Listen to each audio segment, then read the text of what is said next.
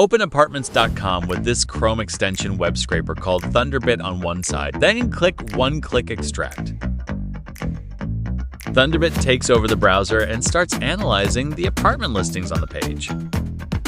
It scrolls through the results and starts detecting the layout of each listing. Then it prepares the extraction fields like apartment name, rent, address, listing URL, and more. Confirm the suggested fields, then hit Run Now. Now Thunderbit collects the apartment data and organizes everything in the background. Once it finishes, open the result table.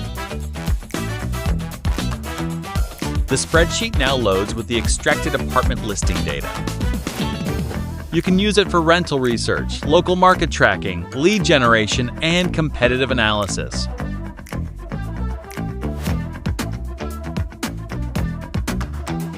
Then copy, download, or share the table as clean, ready-to-use data.